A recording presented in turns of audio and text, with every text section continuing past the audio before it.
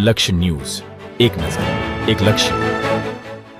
ડભોઈ તાલુકાના નડા ગામે વર્ષ 2023માં બનેલ હત્યાના કેસ સંદર્ભે Dabhoi additional district and sessions કોર્ટમાં સમગ્ર કેસ ચાલી જતા પુરાવાનો અભાવ અને વકીલોની દલીલોને ધ્યાનમાં લઈ 3 આરોપીઓને નિર્દોષ ઠરાવી શંકાનો લાભ આપી કોર્ટે મુક્ત કર્યાનો હુકમ કરવામાં આવ્યો. હત્યાના ગુનામાં સડોવણીવાળા કેસમાં Dabhoi additional district and sessions કોર્ટના જજ એચ.જી. વાઘેલા નાઓનો મહત્વપૂર્ણ ચુકાદો મળતી વિગત અનુસાર વર્ષ 2023માં ડભોઈ તાલુકાના નડા ગામે ગૌચરની જમીનમાં ગામના રામજીભાઈ મણીલાલ પરમારનો ઈજાગ્રસ્ત હાલતમાં મૃતદેહ મળી આવ્યો હતો.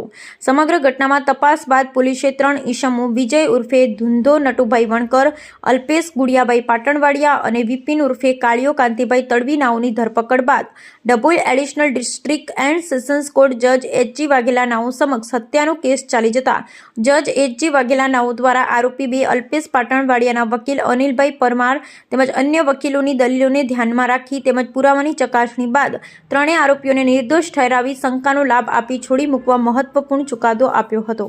સને 2023ના અરસામાં ડભોઈ તાલુકાના નડા ગામે રામજીભાઈ મનીલાલ પરમાર નાઓને કોઈ અજાણ્યા ઈસમોએ ગોચરની જમીનમાં ઈજાઓ પહોંચાડી મોત નિપજાવ્યા અંગેની ફરિયાદના કામે આરોપી વિજયભાઈ નટુભાઈ વનકર, અલ્પેશભાઈ ગુડિયાભાઈ પાવા તથા વિપિનભાઈ કાંતિભાઈ તડવીની સંડોવણીવાળો કેસ મહેરબાન ડભોઈના એડિશનલ ડિસ્ટ્રિક્ટ એન્ડ સેશન જજ સાહેબની એચ.જી. વાઘેલા સાહેબની કોર્ટમાં ચાલી જતા અમો આરોપી નંબર 2 તરફે વકીલશ્રીની દલીલો તેમજ પુરાવાની હકીકતોને ધ્યાનમાં લઈ નામદાર કોર્ટે આજરાજ આરોપીઓને શંકાનો લાભ આપી નિર્દોષ ઠરાવી છોડી મૂકવાનો હુકમ કરેલ છે.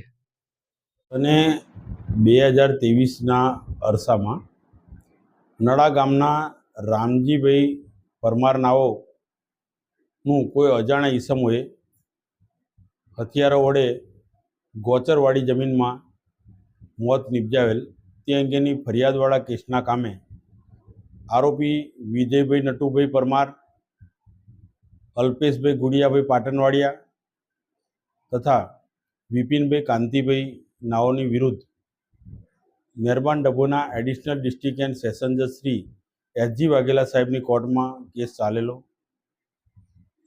આ કામે આરોપીઓની વિરુદ્ધના પુરાવાને ધ્યાને લઈ નામદાર કોર્ટે તેઓને નિર્દોષ ઠરાવી શંકાનો લાભ આપી છોડી મૂકેલ છે. પરંતુ આ કામે અમો નામદાર કોર્ટે આપેલ ચુકાદાનો અભ્યાસ કરી અપીલ કરવા યોગ્ય જણાશે તો તે અંગેની અપીલ કાર્યવાહી કરવા માટે વિચારીશું.